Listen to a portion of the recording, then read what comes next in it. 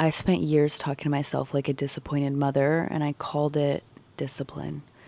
A lot of this has obviously stemmed from the relationship that I have with my own mom and other relationships that I had throughout my childhood that greatly influenced this part of my character and this part of how I perceive myself and my value. But it's been very tough to disconnect my value from my ability to produce, right? Like people can only see value in me, or I am only valuable to a certain table or a certain environment if I am able to produce a certain result or get a certain result or show that I can do this or so on and so forth. And these high standards and this ambition that we sell to ourselves, it's not love, right? These are not like high standards. It's our inability to meet ourselves in a place of love for the things that we've done or the things that we've had to go through, because we think that our value, and in order for people to appreciate us and love us, has been based on what we can do and what we can bring and what we can provide, and not just because of the gift of who we are. And it's such a burnout way to live, especially when you're not just living like that in the environments that you're in, or I guess I should say witnessing that in the environments that you're in, but also experiencing that inside of your head all of the time. Because then when it's not somebody else giving you direction and instruction or trying to raise your standards or telling you to change your goals, it's you doing it inside of your head all of the time, and you just can never catch a break. So then when you do these rest days, or you go to the spa, or you take time off, you don't actually allow your mind, soul, and spirit to relax, because they're not relaxed. You're just in your head running loops like, okay, I'm getting a massage, but I could be doing this, and I'm not really, like, who am I not bringing value to? Instead of like, oh my gosh, wow, I really deserve to get this massage and to relax. I've done this and this and this. And I wouldn't even like approach yourself with the conversation of, okay, let me list out all the things that I'm done and then be grateful to myself that I showed up and did it, because the point is not to show love for the list of things that we accomplished. And I thought that that was a point for a really long time. So I would like list out all these things, and then I would look in the mirror and I would be like, I love you. Thank you so much for showing up, which obviously the way that we speak to ourselves is equally as important.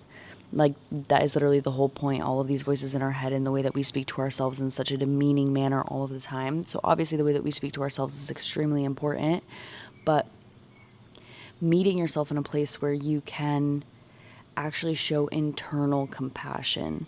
And I've gotten to a point now, and it's quite beautiful to experience, where you can do it in the moment and you actually start to enjoy these things that you're doing, instead of doing it because if you don't do it, then your perceived value is going to be much less.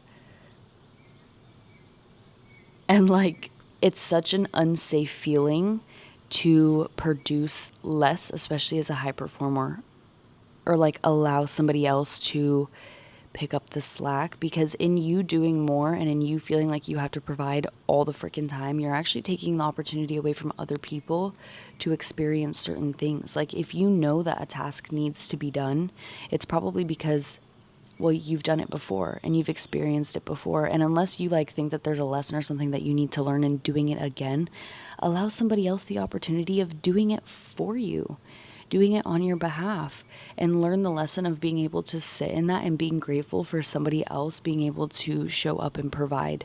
And I see with this specific topic, my relationships with men, especially as a hyper independent woman, being able to allow a man, like obviously there is submission that needs to be had on both sides, but allowing myself to allow a man to come in and do things for me, and me be grateful that, you know, he's come in and do it and done it for me, instead of me being like, oh, I can do it and like I don't need your help and like F off.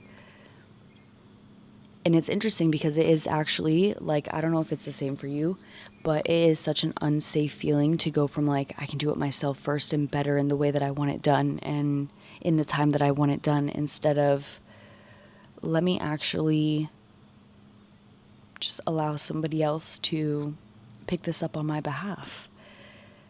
Like, that's how I see it now versus somebody coming in and doing it for me and like trying to take over and taking all my power away. I'm just like, wow, this person has seen that maybe I need help or that I would appreciate, or it's almost like you can be grateful for their ability to like be aware of the situation, right? Like maybe spatial awareness or emotional, the ability to hold a greater emotional capacity. Because a lot of people that come into my airspace, especially men, like you can tell that I'm a very hyper independent woman. So if you're going to come in, you need to make sure that you can stand your ground.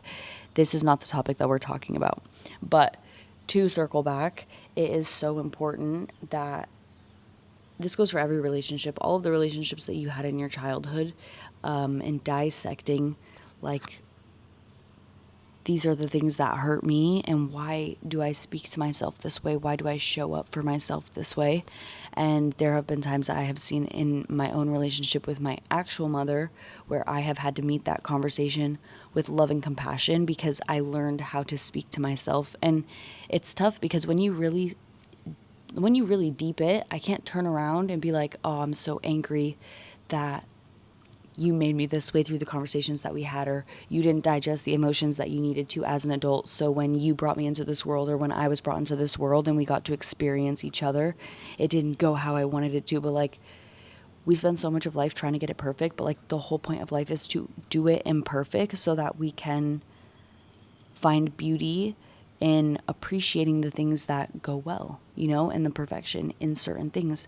So when my mom approaches me with certain things now that I'm just like, I see where you're coming from, but I don't want to adopt that same reaction. I unsubscribe, but instead of judging her for it and pointing the finger and da da da da da and kind of approaching the conversation with an equal negative reaction, I try my best to meet the conversation from a place of that mother who has compassion. Because when you think about it, the way that my mom reacted to me and the way that she probably thought she was showing love to my soul was her showing to me in ways that she probably didn't receive it from her mom. So to sit there and be able to self-reflect and be like, not be like, you made me this way, but I am this way, and so like, let me digest why I am this way and why I feel this way. And to be able to turn around and mirror that and be like, oh, I understand. Obviously you can never understand, but you can see a different perspective instead of personalizing it.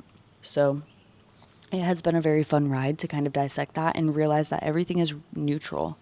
Everything is neutral until you decide to label it as positive or negative. And so all of these negative things that happen in our lives, like the way that we're subconsciously programmed, try not to view it as negative or positive. Just observe in a neutral state, which is so hard to do. And honestly, I don't know if we will ever be able to completely remove a bias and view something completely neutral, but just view it from a neutral state and know that you don't need to have control over everything, but what you do have control over is your reaction.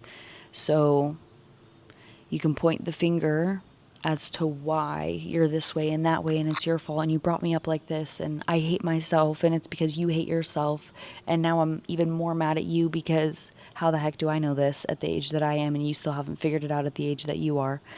Like, there's just so much built up, and then you just end up passing it back to people. And so the things you focus on recycle. I will be focusing on the way that I speak to myself with compassion, and then I will be turning around and reprogramming, the people that programmed me out of compassion. But it's tough because everybody has their own journey, so it's also not my job to turn around and make everybody feel the way that I feel, because I feel so much better now. If that's their journey and that's their story, all the power to them. So I will love them from where they are and allow them to grow in their own space, because it's not my job to come in and fix and fix and fix and fix, because my value is not in the projects that I can complete and the people that I can fix and the energy that I exude. Absolutely not. Hope you got some value from this. Even though this was showing up and exuding energy to give value, I do enjoy it every morning. I have been enjoying it. Today my throat's hurting a little bit, so maybe today I talked about something that released a bit of my throat chakra, but All love, and I will see you tomorrow.